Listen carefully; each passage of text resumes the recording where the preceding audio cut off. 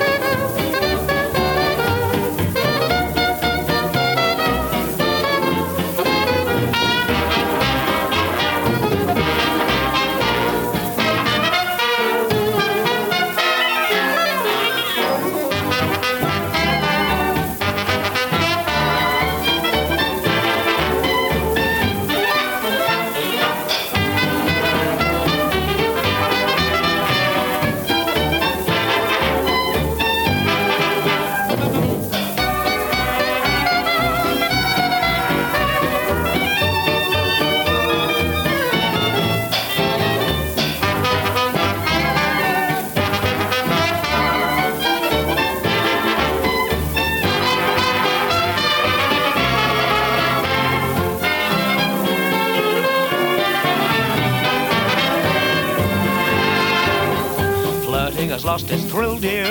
With all the rest I'm through. I'm 100% in love with you. Nobody ever will, dear, thrill me the way you do. I'm 100% in love with you. Though I've been a gadabout, I'm no longer free. Home is all I'm mad about. My heart's yours exclusively. Now I've had my fling, dear. With fooling round I'm through. I'm 100% in love with you.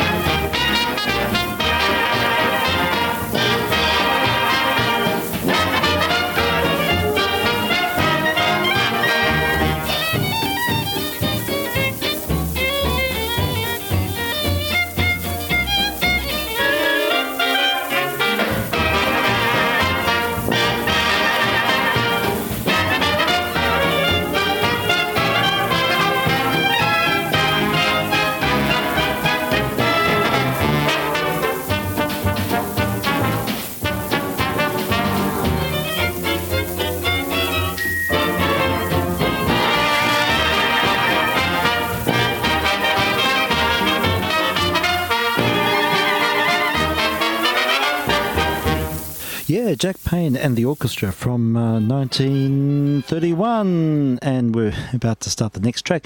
Yeah, from 1931, very commercial sound, very refined, slick outfit. Now, there's another one from the same file. This is one of Prozoot's uploads, and it has an interesting artifact. Now, I'd be interested to know what people think about this.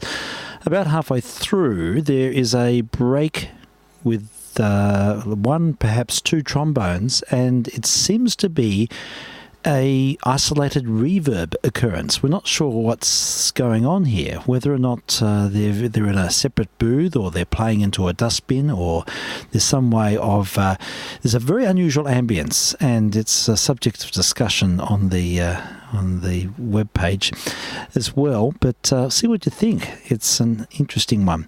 So I think it's this next track, yeah, and so we'll continue. Jack Payne and the Orchestra, and we'll just let this one evolve and have a listen. I think think it's just after the vocal chorus. It's only very short. It's only a few bars long, but it's something unusual.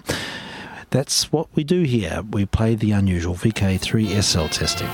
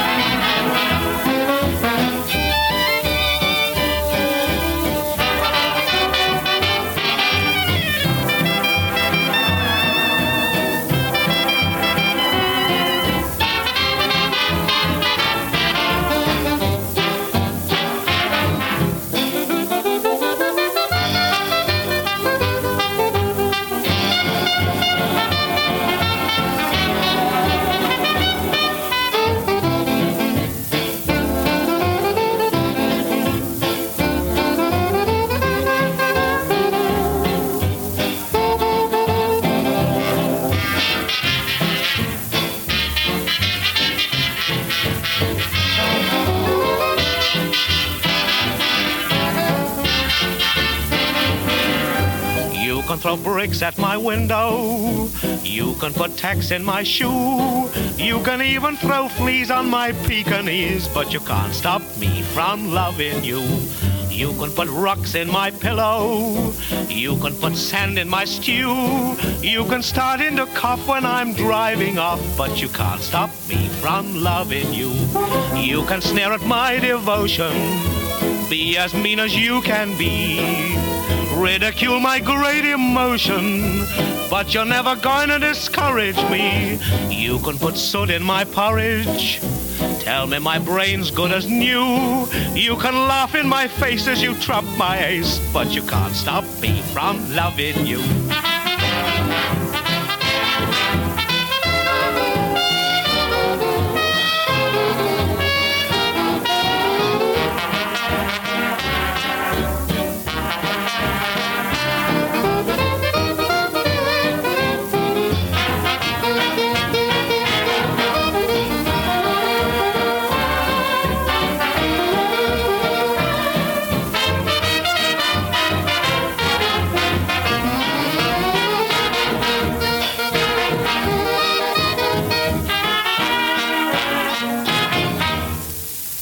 Yeah, there we have it. So that was Jack Payne and the orchestra with I'm 100% in love. No, that was sitting at the table, I think. Anyhow, yes, what did you make of that artefact? Yeah, I wonder if it's something very localised, maybe a dustbin or some prop which has been used to sort of provide some artificial echo. But it was only for about 2 bars, wasn't much of it. But anyhow, it's a bit of an interesting little topic of intrigue, I suppose. Yeah, all right, we're sort of slowly thawing out, warming up, and this is our test transmission on 160 and 2 meters streaming as well. You can find me on the qrz.com page, and then there's a link to the streaming service if you feel inclined. You'll get a better fidelity there, but later on when there's some stereo material, you may be better off listening in narrowband FM. Well, then again, I don't know how many people have the facilities to do that. So anyhow, it's all academic. That's the way it works. Let's have a listen to... Oh, yes, we'll hear Isham Jones's orchestra with another Harlan Lattimore track. I was quite intrigued by the Prozoot offerings of Harlan Lattimore last week. He's the Black Bing Crosby. And he made quite a few records, and I've been sort of seeking them out a bit, having a listen. Not very many which have been properly processed, unfortunately, including this one, which I think is probably one of the better examples. But unfortunately, it's been over-processed, and yeah, we don't get the benefit of hi-fi as we do with outstanding transfers like Mr. L and Mr. P. So anyhow, we'll have a listen to this, and we'll we'll get you'll get some idea of what I'm talking about with Mr. Lattimore. He certainly sounds like Bing in this recording. This goes back to about 1929. I'm VK3SL testing.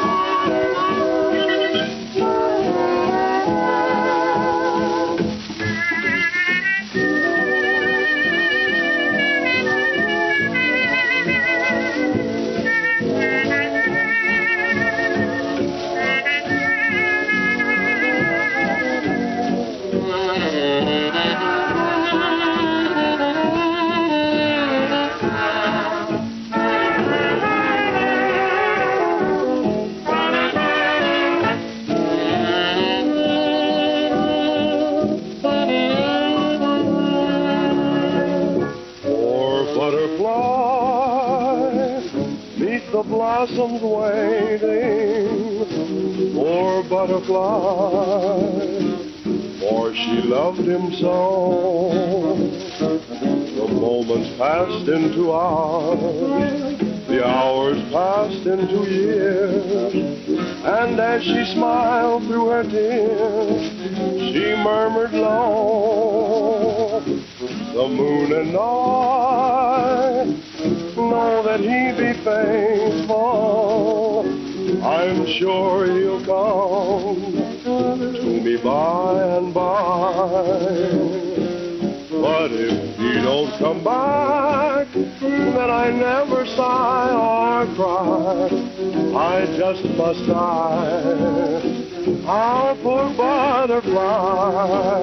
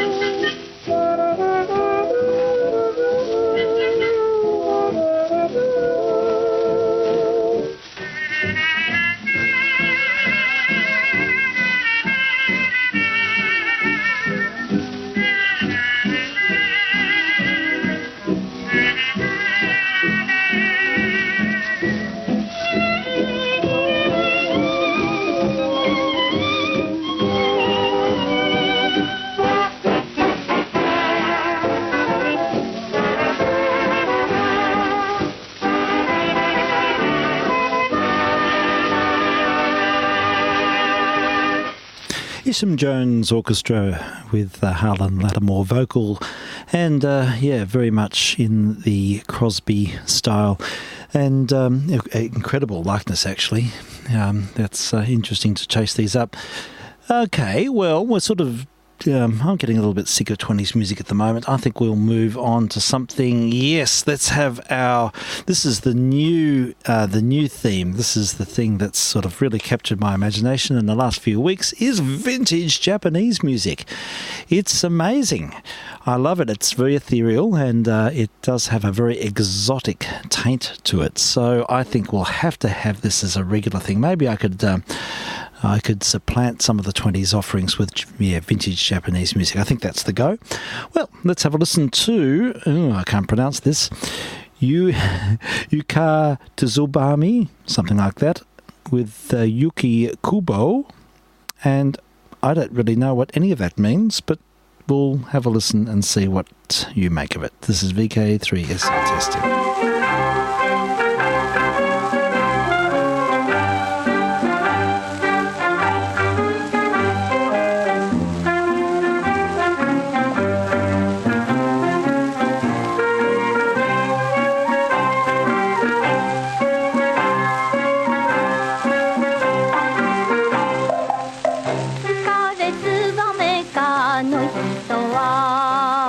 私はなよなよ糸柳娘の子供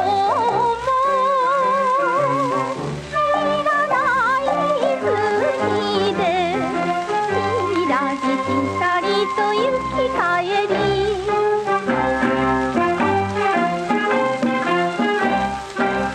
船はど任せかに任せ娘体は気に任せせめてなりたおよ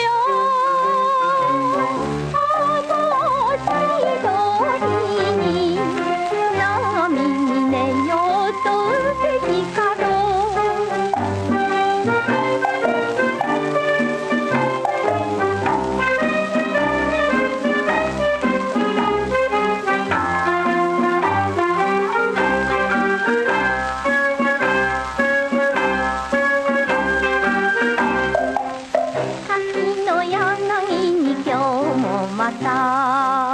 風がナビゲとかよてくる燃える恋さおへ窓一つよ私は持たない双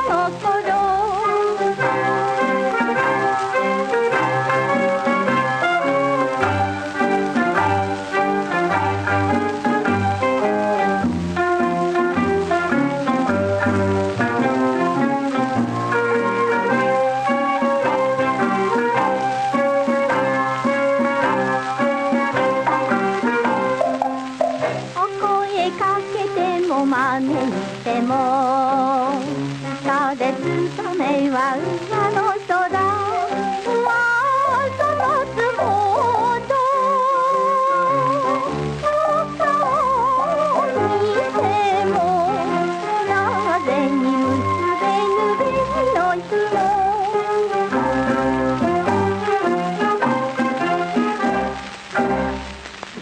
Well, that was pretty exotic. Spice of the oil. It says on continuous motion. No, it's not. It stopped. Yeah, that was very oriental and exotic. And yeah, I think we'll have to make this a regular thing. And look, it is going to continue. This is not very good. This is not allowed to happen here. We have to make sure that these playlists don't take their own initiatives. There we go. Yes, it's a part of a big compendium, and I think it's, it's just going to keep happening if I don't intervene. All right, so back to reality. Yes, Oriental music. Now, I'm thinking we need something with something else. I'm going to just reach into the shelf. I'm going to just get up here.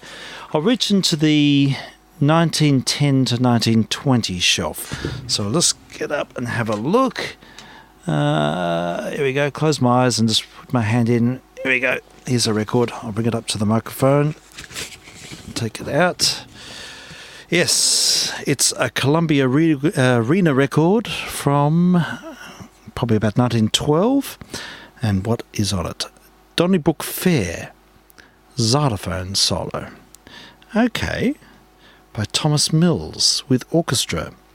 Made by the Columbia Phonograph Company. Well, we'll slap it onto the turntable, and this is completely spontaneous, folks. We need this edge, I think. So, record's on. Put the stylus in, and we'll fade in and see what happens.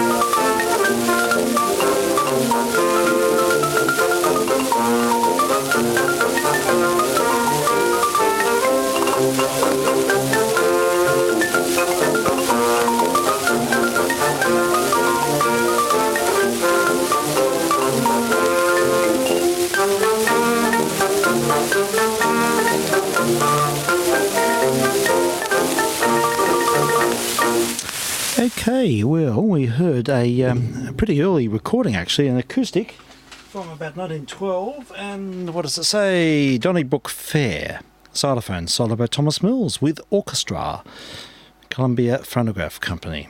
That's a Columbia Arena record.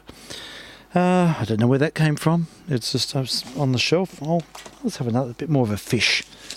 Let's pull this lot out and have a look. Here we go. Sandor Johnsey's Orchestra. Josny. Oh no, that's someone famous under a pseudonym. Okay, this is programmatic music from the 1912. I think it might be acoustic. It's hard to tell. It's on a parlophone. It says Smithy in the Wood and The Mill in the Forest. What shall we listen to? Shall we have a listen to The Mill in the Forest or The Smithy in the Wood? Try the Smithy. Put this one on, let's have a listen. It's European palm court music, and I'm VK3SL.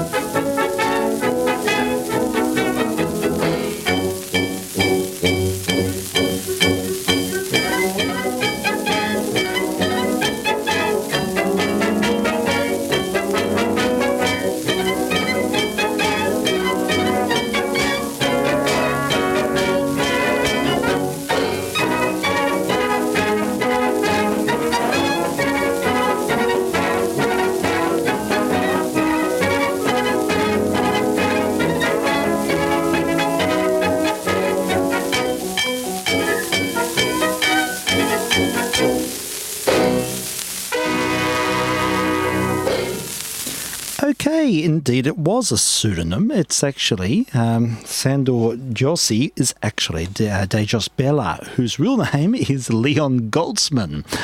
Now there we go. Yes, Bella, as he was known, had a number of palm court orchestras in Europe, Middle Europe. He is Russian, Jewish descent. I think he ended up living in South America, I think. Let me read about this. Yeah, as soon as the Nazis came to power, he was on tour and he ended up living in Argentina till his death. So, yeah, here we go. There was a little bit of palm court music, bit of an anvil accompaniment there, and Smithy in the Wood. I like that. I think I'll have to keep that record out and we'll play the other side of it next time. Something a bit old world programmatic, as a bit of an aside to the syncopated rhythms of 20s dance band. All right, but we will make an excursion into the jazz realm. There is a lot of interest in the modern jazz quartet, and so we'll have to keep the sort of the Bach overmantle alive. And so, yeah, let's have a listen to MJQ with Blues in C minor. Now, this has got a terrific Milt Jackson, fantastic vibe solo in the middle of this. It's just incredible. So I thought this would be a good track to play. It's from the Bach album, I think. And so, yes, we'll have a listen to the Modern Jazz Quartet, and I'm VK3SL.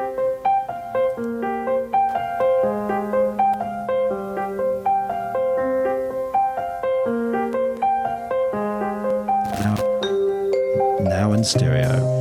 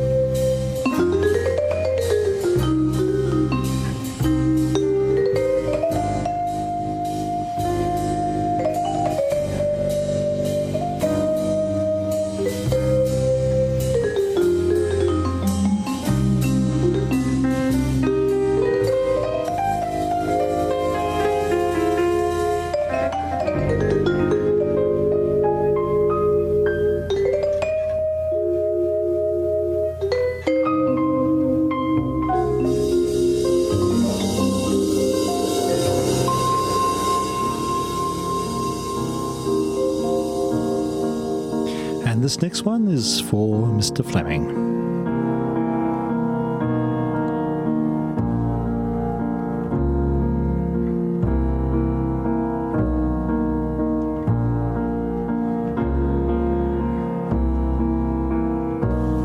Summertime, and the living is easy. Fish are jumping, and the cotton is high.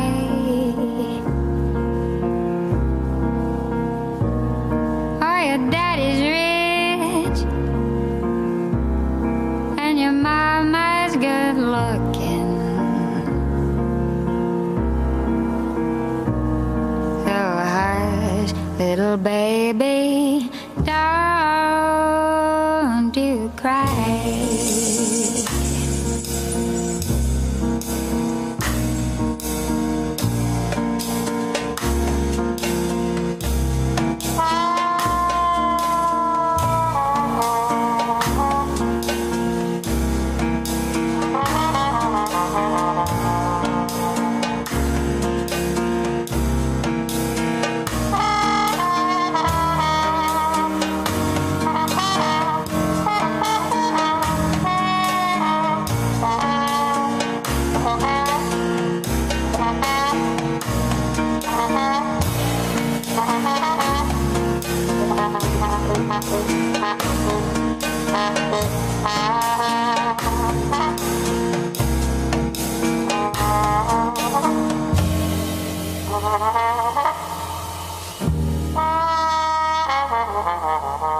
Birds flying high, you know how I feel. Sun in the sky, you know how I feel. Breeze drifting by, you know how I feel. It's a new dawn, it's a new day, it's a new life, and I'm feeling good.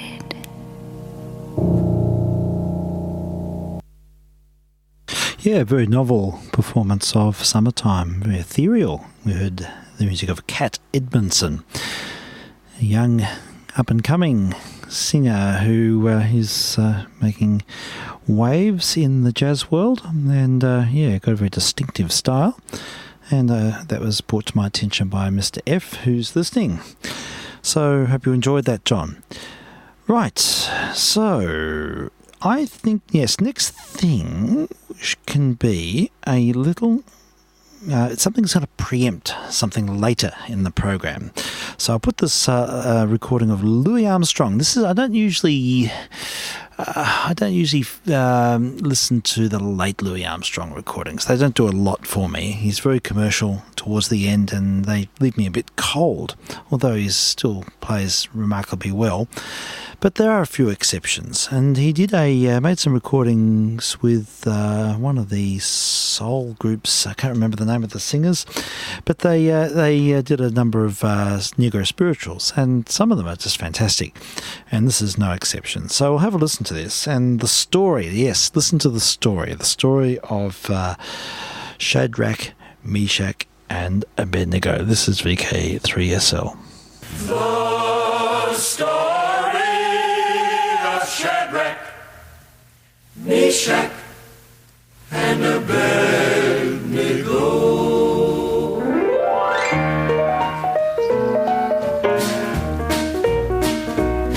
There was 3 children from the land of Israel, Shadrach, Meshach, Abednego. Took a trip to the land of Babylon, Shadrach, Meshach, Abednego. Nebuchadnezzar was the king of Babylon, Shadrach, Meshach, Abednego. He took a lot of gold at midnight, Shadrach, Meshach, Abednego. And he told everybody when he heard the music of the trombone. And he told everybody when he heard the music of the clarinet. And he told everybody when he heard the music of the harp. You must fall down and walk wash the iron Shadrach, Meshach, Abednego. But the children of Israel would not bow down. Shadrach, Meshach, Abednego. Couldn't fool them with the golden idol. Shadrach, Meshach, Abednego. I said you couldn't fool them with the golden idol. Shadrach, Meshach, Abednego. Shadrach, Meshach, Abednego. So the king put the children in the fiery furnace. Shadrach, Meshach, Abednego. Heaped on coals in a red hot brimstone. Shadrach, Meshach, Abednego. 11 times hotter than it ought to be. Shadrach, Meshach, Abednego. Went up the soldiers that the king had put there. Shadrach, Meshach, Abednego. But the Lord sent an angel with the snow white wings down in the middle of the furnace, talking to the children about the power of the gospel. Shadrach, Meshach, Abednego. Well, they couldn't burn a hair on the head of Shadrach, Meshach, Abednego. Laughing and talking while the fire jumping around. Oh, Nebuchadnezzar called, hey there, when he saw the power of the Lord. And they had a bigger time in the house of Babylon. Shadrach, Meshach, Abednego. Oh, Abednego.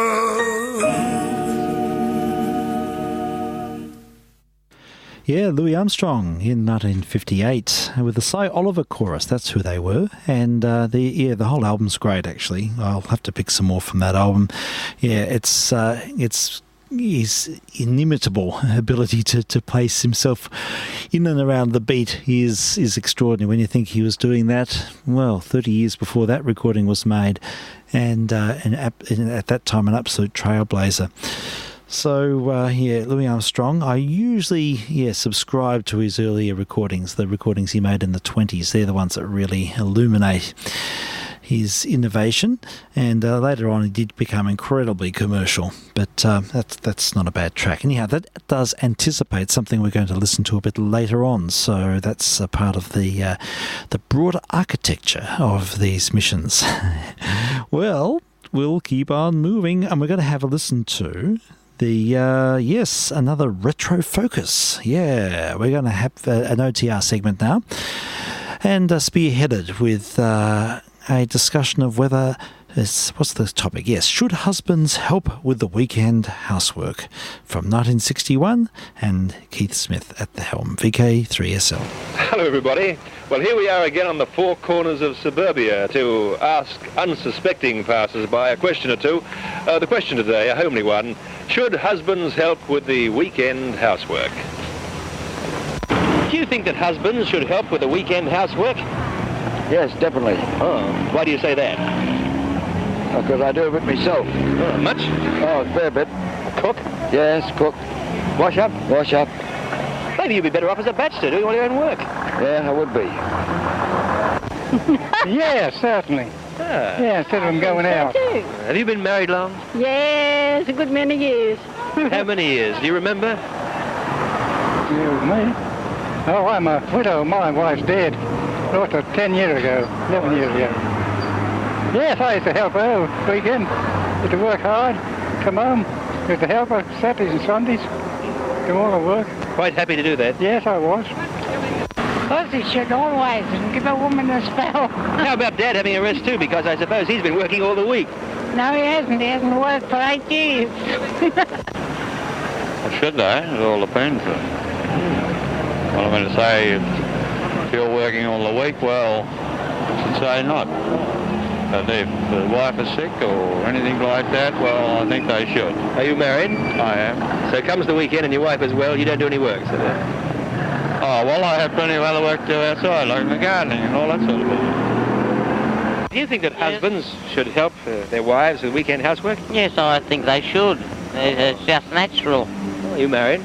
No, I'm single, but I do all the housework myself. I live on my own. Do you cook? Well, I don't eat very much. I cook now and again. You sew and mend and that kind of thing? Oh, yeah, the best I can do. Seeing I've been out of work about 2.5 months.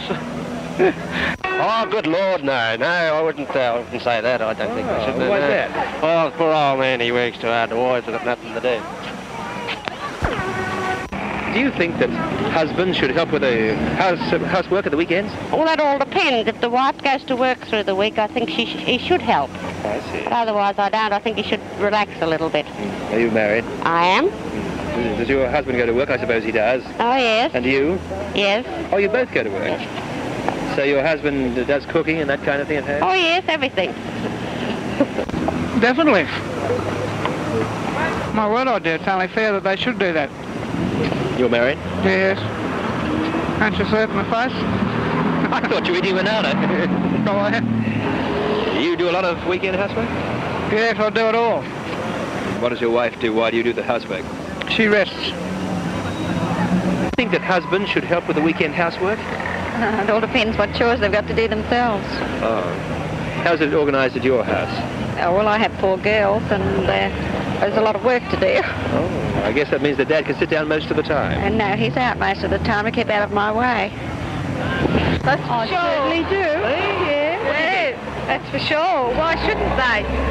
You're married, are you? Well, that's just about. What do you mean just about? Well, let's say in 2 weeks. Oh, I see. And you've got your mind made up already how you'll organise it. Oh, for sure. Is that your intended behind you, is it? That's for sure. Oh, are you for sure? I mean, you know what she said. That's for sure, yes. Well, what do you think? I mean, would you stand over there just a little bit? That's the idea. Do you think that she's right in her views that you should help with the housework? My word, why shouldn't we? Do you think that husbands should help with the weekend housework? Yes, certainly, all the time, but mine doesn't.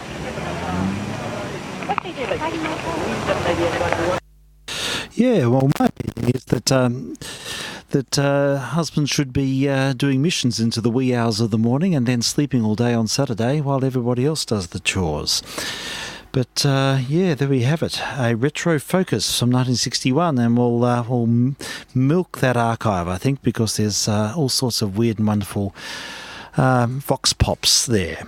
And okay, we're in our OTR segment, so I think I'll play some of the reverse side of the Jack Brokenshire's orchestra with the arrangements of Ron Longham, and I think this was recorded at Worth's Olympia in 1949 and recorded off wire. I have a feeling that Mr. A may have had something to do with actually recording this, and this is a dubbing made onto a 16-inch vinyl record. So yeah, we'll have a little bit listen to some 40s Melbourne jazz, and yeah, see what you think. It's pretty scratched up actually, this record, this side, but we'll give it a burl and see what happens.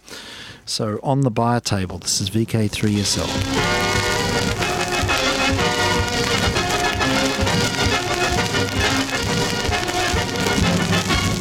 As a tribute to the late Jerome Kern, we present a selection of Kern tunes arranged by Ron Lockhead, featuring myself and the members of the Jack Brokenshire Quartet, backgrounded by the Augmented Orchestra.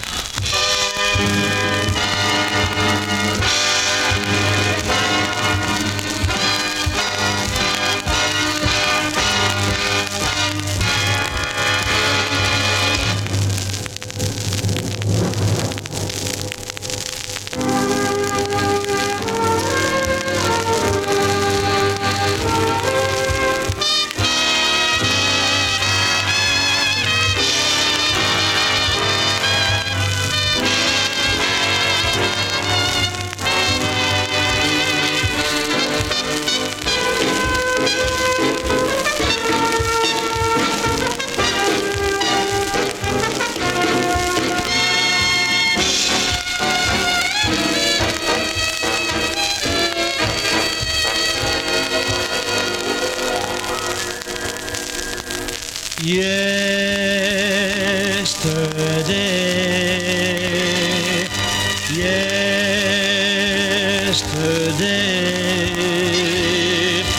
days I knew as happy, sweet, sequestered days, olden days, golden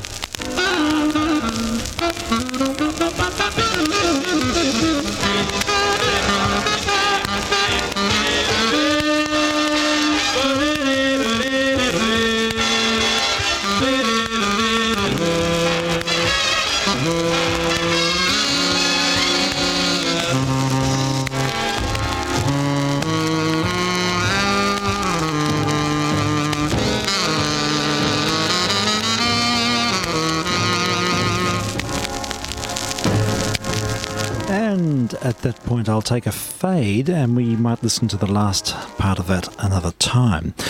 A little bit of mixing, a few mixing issues there, mic placements and what have you, and Mr. Edwin Duff, I think he was just a little bit too prominent in a couple of spots there. Yes, you could, he actually didn't sound very well in tune, but that his foldback may not have been right, or it could have been just one of those proximity issues. Yes, and but look, there was some good, beautiful piano playing. Now, who's he? What's his name? John. I'll just look at the disc. This is a rather big record to hold up to the mic. Shoehorn it off. Let's have a look. What does it say? It says Jeremy Kern selections arranged by Ron Longhead. Yes, Longhead. I don't know much about Ron Longhead, but he's obviously a very accomplished pianist. Beautiful playing.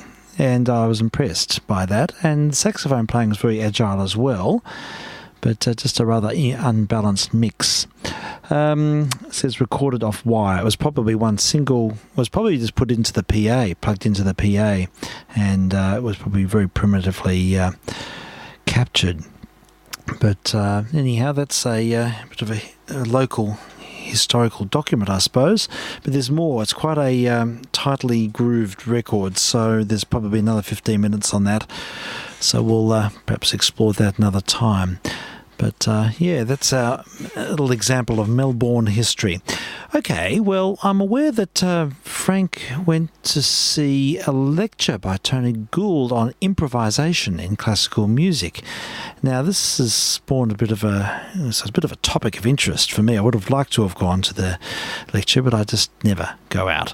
I rarely get to go out and see things like this. But I was sort of thinking about the subject, and there are a lot of great players, great sort of aristocratic players from the early days, really had embraced improvisation in their performances very readily, and it was quite normal to move beyond the score and to impose something of your personality and something of your vision. And you hear this quite often with of artists who recorded in the first half of the century, and even recordings earlier. It's a fascinating thing to sort of examine. So I thought we'd just play a couple of examples. One interesting one is the music of Vladimir de Pachmann, a great pianist. He was a pianist who was admired by Liszt, and he was actually born as one of the few pianists to record who was born when Chopin was still alive. He was born in the 1840s. And he lived right up until the late 20s, early 30s, I think. He had a very long life. And but he was renowned as a reinterpreter, and towards the end he became quite a self-caricature and did sort of weird vaudevillian things on stage, which sort of unfortunately compromised his stature. But at the same time, he presents with a very fertile imagination and liked to reinterpret music. And here's an example where he actually comments on what he's doing. I've actually got the original of this here somewhere on the shelf, but I was too lazy to look for it, so I found it on YouTube.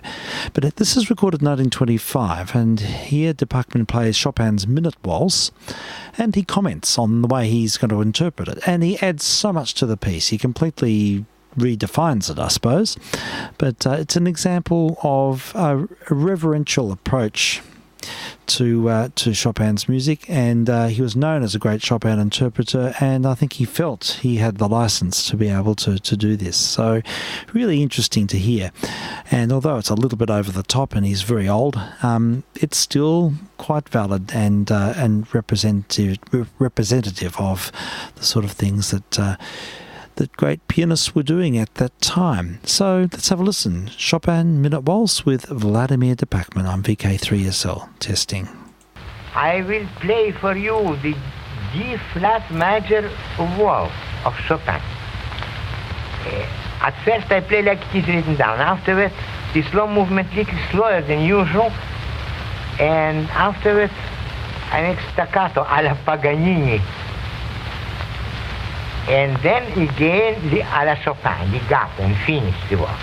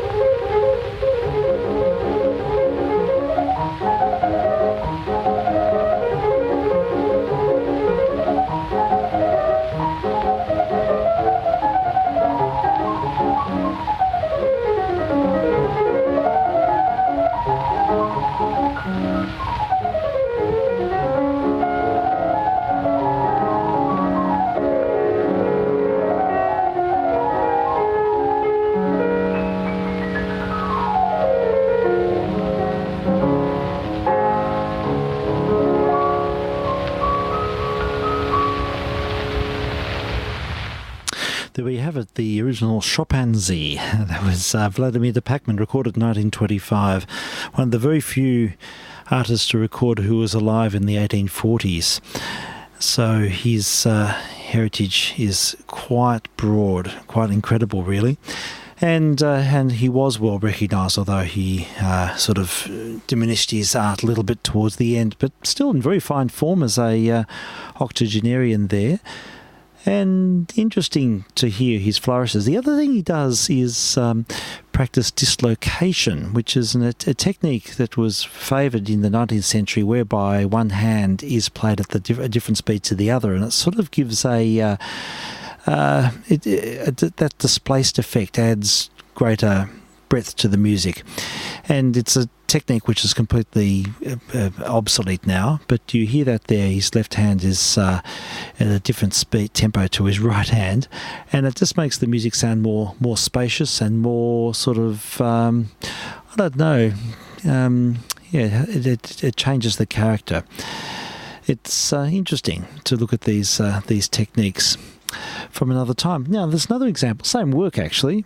And this one features Mr. Hoffman. Anyone who listens to this program knows that I have a bit of a thing about Joseph Hoffman, extraordinary musician, one of the greatest talents. And here he is playing Chopin's Minute Waltz again, but he does other things to the work.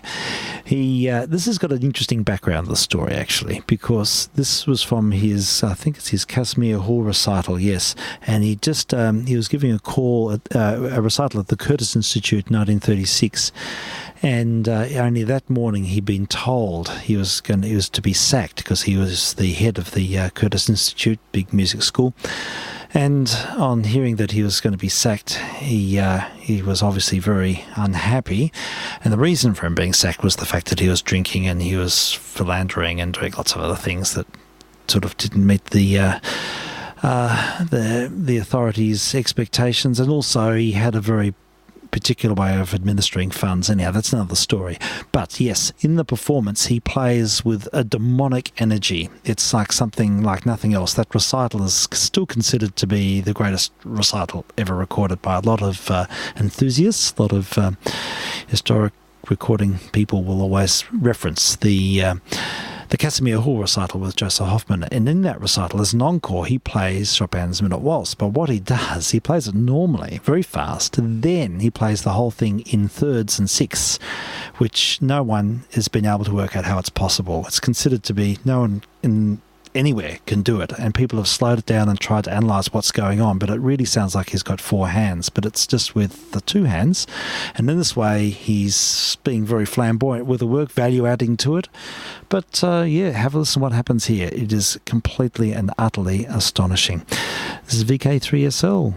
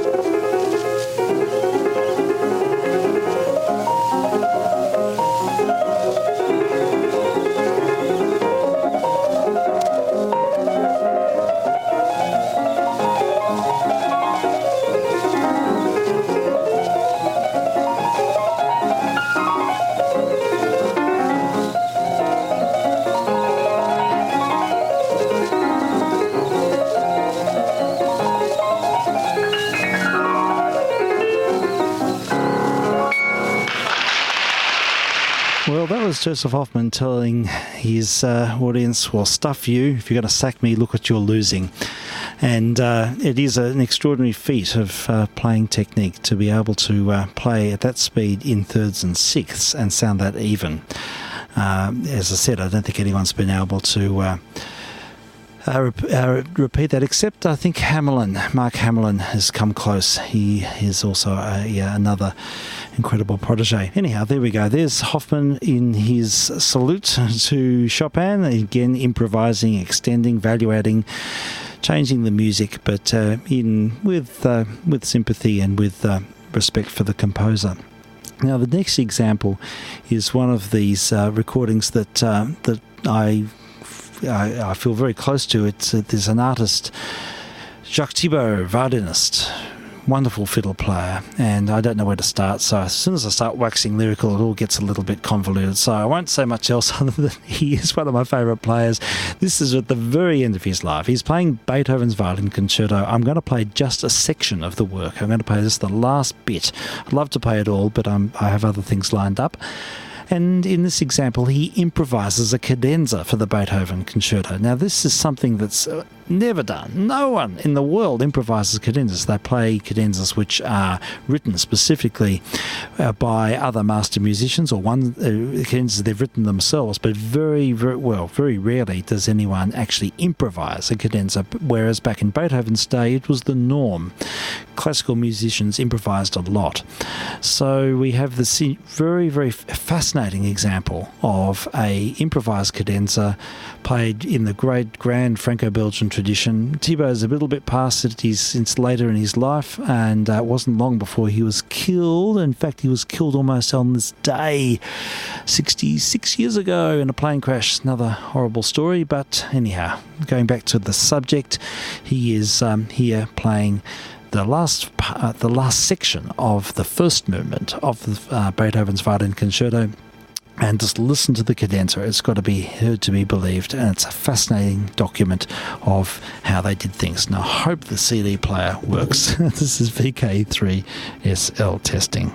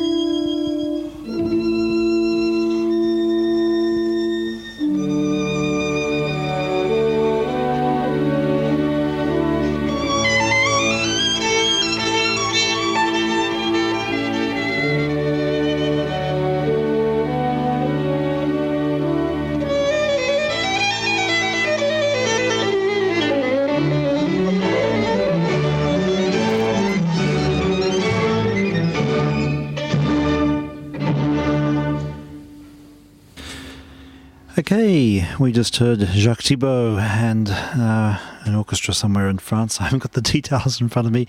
Live performance from about 1950. And yes, an improvised cadenza. A great, passionate, eloquent performance. And it fascinates me no end hearing these great players towards the end of their lives when their techniques are failing. They just threw caution to the wind and really just took incredible risks and really embraced their musicianship. And there's so much breadth and curiosity in their playing. So in that instance, Thibault had been playing that work since the 19th century. He'd been playing it for 60 years by that time or more. And he is still searching, and there's that wonderful sort of exultant quality, I suppose. Anyhow, it's something that resonates with me, and the cadenza is just something really weird. by today's standards, but fascinating when one looks at the tradition that beholds. Okay, well, we now change gear and we're going to have some examples, wait for it, of the music of Karl-Heinz Stockhausen. Yes, we'll have some more electronic music. We haven't had any for a long time, so we'll hear some of that soon. You might be aware that Stockhausen is a very controversial composer. He's probably one of the most important 20th century composers in so far that he departed from all the conventional techniques and he explored, controlled chants, aleatoric techniques, and really took music into a whole new realm. He really did pioneer electronic music in the very early 50s, and his music is seen as being absolutely, very important in the canon. It's not necessarily that approachable. He embraced an aesthetic that doesn't sort of resonate with everyone. It's an acquired taste. It's hard to get into. It's incredibly complex. It can be incredibly academic. And in that sense, it can be quite elitist. But if one just listens to the sound world and hears sound for sound's sake, there's something to be gained, I think, without trying to analyse it too much. But the man himself, he was a very controversial figure, and he sort of went a bit crazy at the end and believed he came from Sirius, and he was brought here with a particular vision to change our aesthetics. So, yes, it's interesting. And there's another very controversial thing about 9/11. He said 9/11 was the greatest work of art of all time, and suddenly his reputation just went for a nosedive with a comment like that. Then he did qualify his comment. He said he believed that it was Lucifer who created 9/11, and he didn't subscribe to Lucifer, but he felt that from Lucifer's point of view it was a great work. It doesn't make any sense to me, but it's a very a very self-centered sort of approach, I think. So there's a bit of navel-gazing maybe with Karl-Heinz Stockhausen, but his importance can't be denied, and it's important to listen to his music, I think. So I'll start off by just putting things into context. You'll get an idea of the person behind this. There's a very short interview, and it's quite funny because the interviewer is sort of put in some very awkward positions by someone who didn't want to be interviewed. So, but he sort of warms up a bit and gives exactly a few minutes only to the process. All right, let's have a listen to this, and then we'll follow on with one of these shorter electronic compositions. This is VK3SL.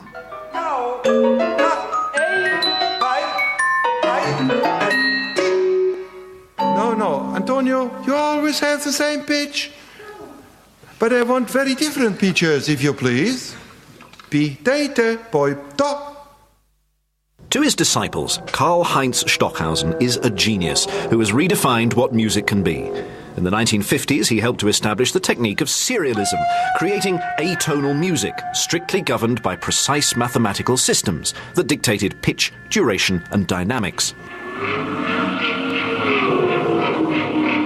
His first performances were met with horror and confusion, as audiences struggled to understand music lacking conventional harmony.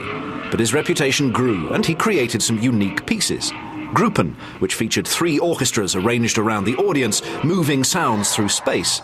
He carried out pioneering work in electronic music, and famously appeared on the cover of the Beatles' Sgt. Pepper album. His 7-part operatic cycle Liszt has taken over 20 years to complete and is possibly the most ambitious single project ever undertaken by a composer.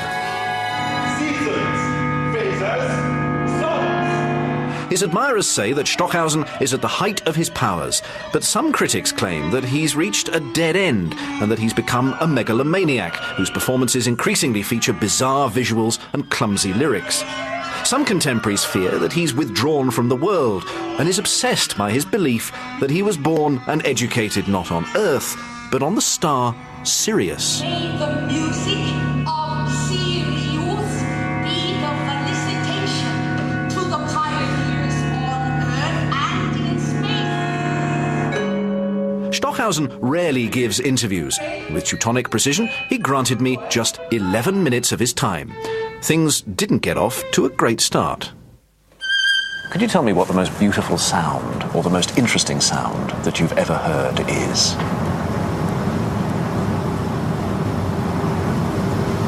No.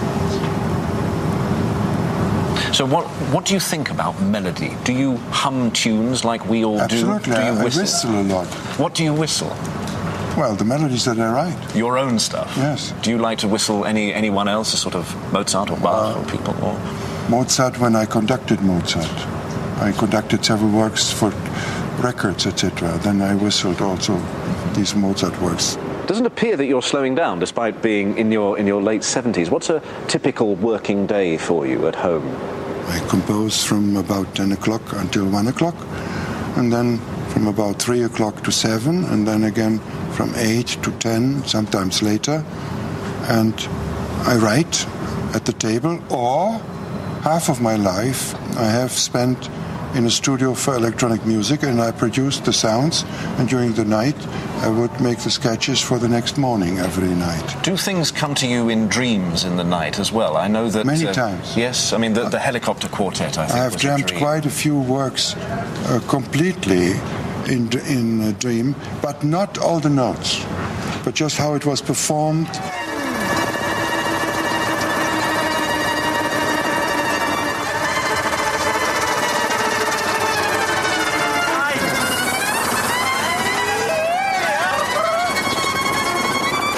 When you dream music, do you dream the sound, or do you see the score? No, more a sound. More a sound. So you hear and you dream. Yeah. So, like we say, do you dream in colour? Actually, you're dreaming in octaves. Yeah, but I melodies. said also the performance is an experience of the dream. Several times it has happened when I participated in the performance. Antonio, the syllables are like that, nicht po-e, sag einfach poi. Poi. Also pi, te, poi, to. A great deal of the early 20th century avant-garde, people like Schoenberg and Berg and people like that, they suffered a great deal, this idea of entartata music, sort of degenerate music, because they were different, because they were breaking with tradition. I mean, presumably you've been treated much better than that as a revolutionary, haven't you? What happened to my work since 1951 was comparable to what happened to the Viennese school. They had even a lot of faithful followers, but in Germany we had a situation after the war, and we still have a situation where the traditional music is overestimated. The Baroque music, the classical music, the Romantic music is dominating, and music with new developments, new discoveries, and with the new sound walls is not wanted by the music world. Yes. But there are a lot of music lovers and connoisseurs who study my music, and that is enough. And consequently, it's had an influence on everyone. I mean, it's had an influence not only on classical, but also on popular as well. I mean, are you aware how your influence has spread? No, that came later. Really? The popular influence came only in the last 20 years or so, that also the pop musicians became very interested in the sound world that I produced in my works. Are you aware of their interest? Do you help them? Yeah, they write me all the time and send their recordings, etc.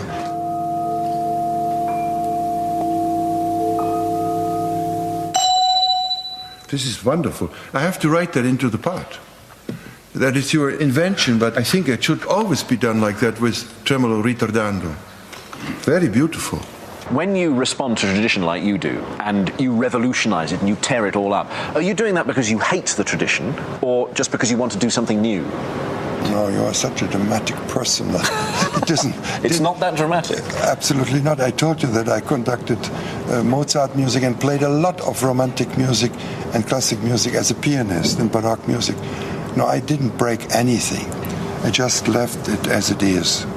But I added a lot of new works, over 300 works, and there's enough to study now for centuries to add this to the traditional music. So there's never something like that among artists that they break each other's work. that is respectless, and I don't like that at all. In your sound world, is the music about anything else? Is it describing something, or is it just about itself? I hope so. Okay, let's change. Thank you very much indeed. And then he walked out. That's quite funny. Right, so let's have a listen to Gesang de Junglinge. That's the Song of the Youths. Now, this is one of his very early electronic works, and probably the work that put him on the map, really. And it's not very long.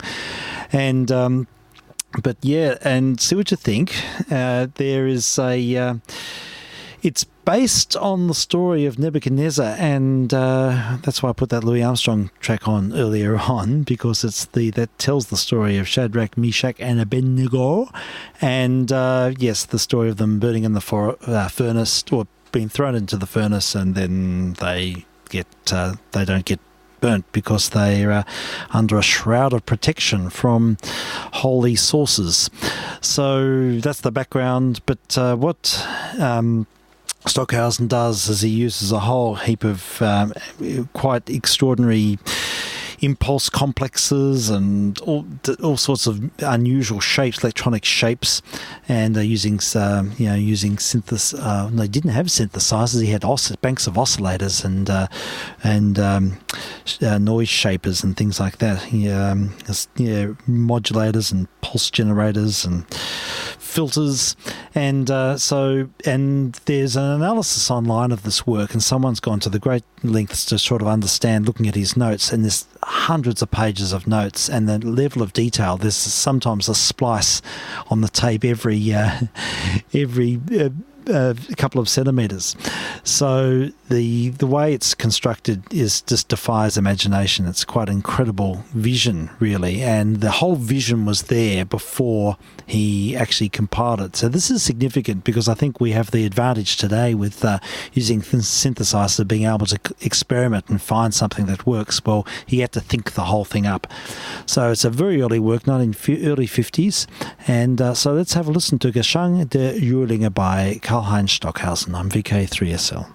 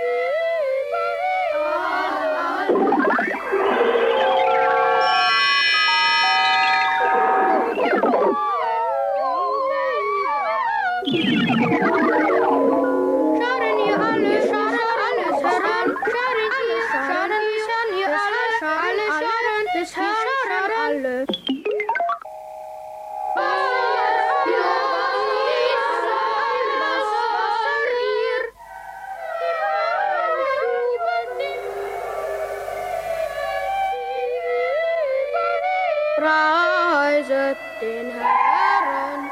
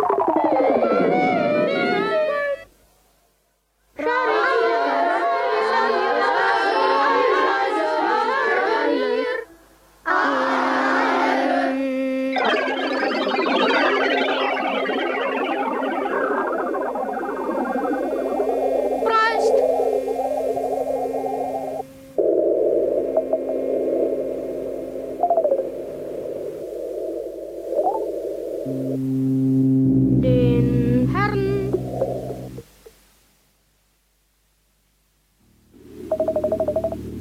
Sonne und Mond.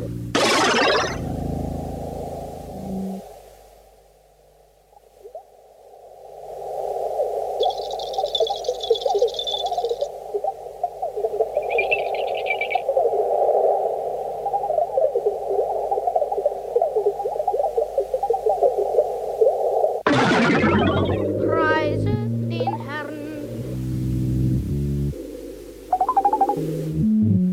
des Himmels, Sterne,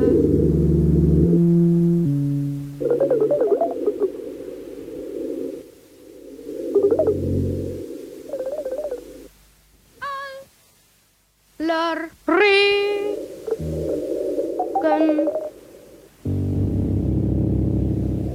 und Tau.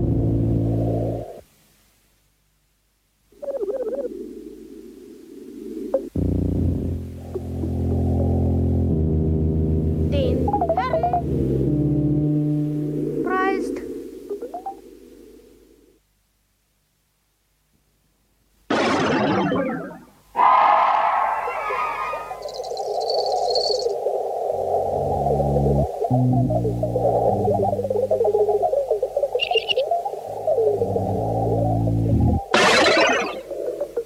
ihr Winde.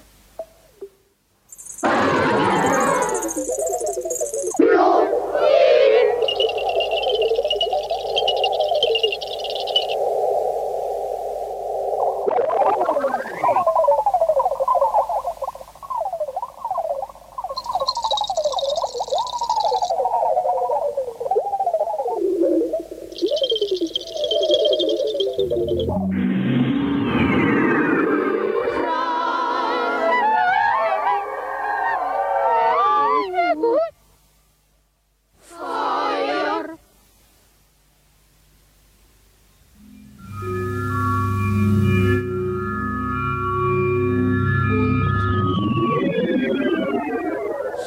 Sommersflut.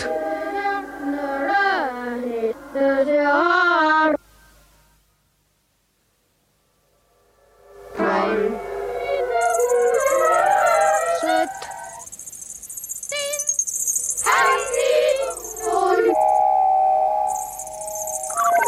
Kälte.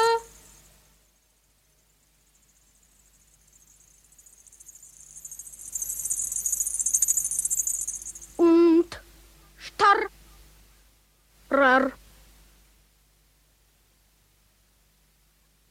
Winter.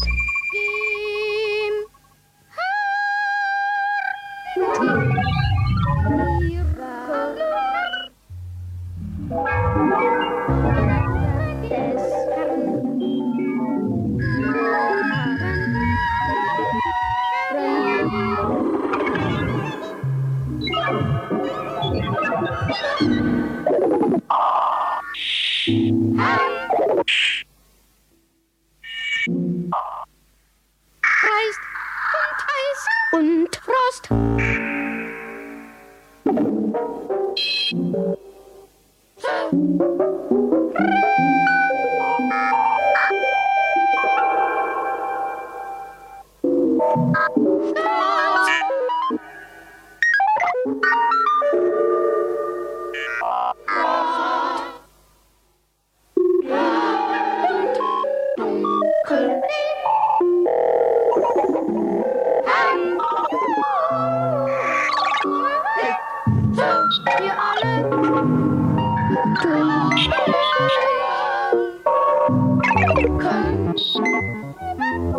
Wir schaden alle.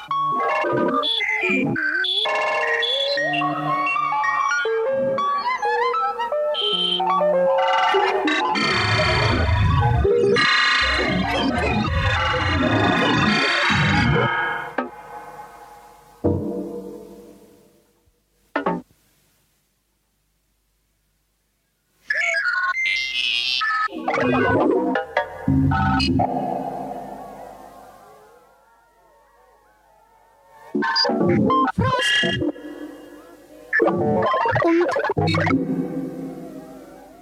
Eis. Schauen ihr Werke es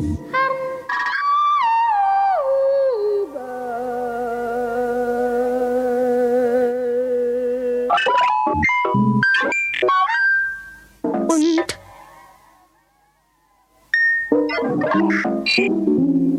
aber alles dunkel.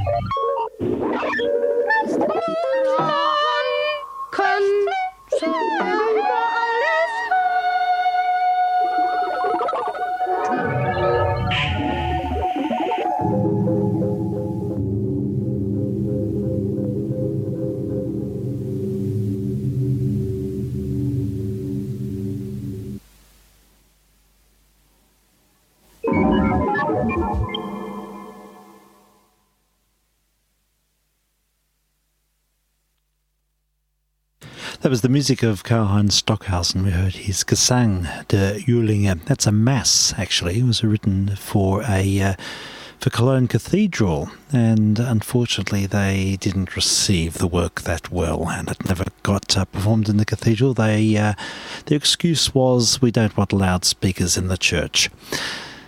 So it was written for multi-track, which was very unusual at that time, and that was a reduction for stereo, but it was actually the original recording. It's a one-off thing. I don't think it's ever been replicated. And the story of the composition is quite fascinating in the way, looking at the way he used a very limited range of resources to compile that. And but it's really well. It's famous for the way it matches, voice resonances and phonemes, the child's voice has been sampled, and that was a new thing as well. So it was groundbreaking, and it set the scene for a whole new aesthetic, really, of electronic music. So that's sort of one of the seminal works we just heard. And then, of course, it just went. The visions got grander and grander and grander. And I really should play the Helicopter Quartet. In the interview earlier, they alluded to that. That's the work where 4 members of a string quartet are in 4 separate helicopters, and their sound is being relayed to loudspeakers inside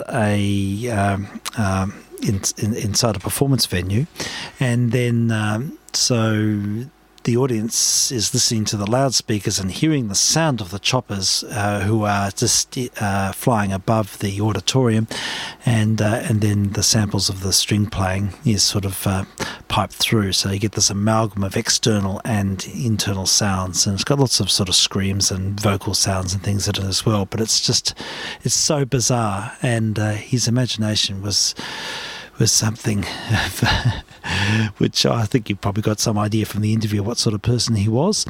He died in 2007, yes, not that long ago, and he was composing major works right up to the end, but he did think he came from Sirius. He was absolutely convinced of that fact, so I think his messianic complex started to consume him by the end. But there we have it, Karl-Heinz Stockhausen. Now we've run out of time, and I was actually going to play a recording of Stockhausen conducting the music of Joseph Haydn, something completely different. I could play a little bit of it. Actually, it's significant because it's his son, Marcus Stockhausen, playing on this. I'll play the last little bit because we are really running out of time, and we can have a listen to Stockhausen and a very, very different guise.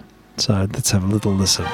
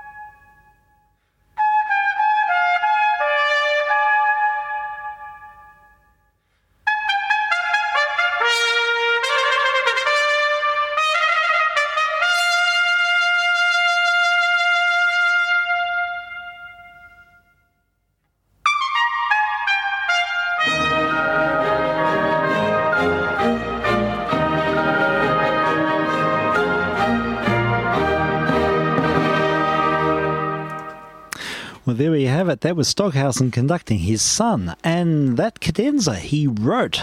Karl-Heinz Stockhausen wrote that cadenza that you just heard. So there we have it, that he can actually write conventional music as well. It's not much of it, but there's a few of these wonderful recordings that he made in his later years, and he recorded the Mozart Clarinet Concerto. Should feature that on another evening. It's a beautiful performance and really beautifully presented. He's obviously very sensitive to the musical space. In fact, you could hear that in the cadenza. There's a lot of space, and that's something that's very important in his aleatoric compositions, is space and silence as well.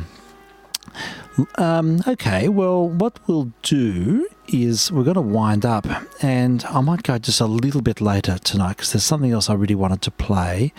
And last week we heard a recorder player, Lucy Horsch, young girl who plays recorder just superbly, and I found a live recording of her and the violinist Sonoko Miriam Velde playing Bach's concerto for violin and oboe. In fact, in this instance, it's for violin and recorder. And it's just got the last two movements from a live performance, but it is really captivating and it sounds so beautiful on the recorder. Never heard it like that. Incredibly difficult to play because of the need to sustain, and there are a couple of little fluffs, but it's just marvellous.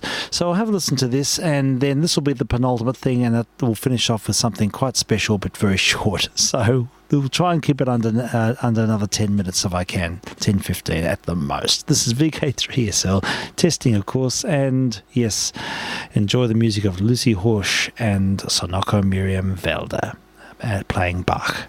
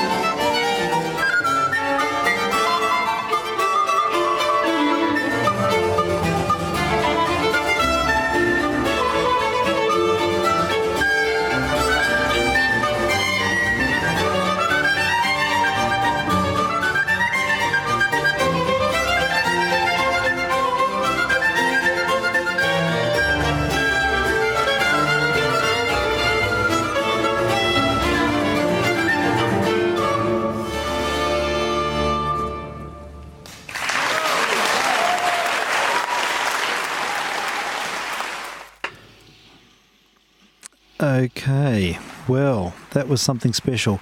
I was quite riveted by that performance. It's such a great work, isn't it?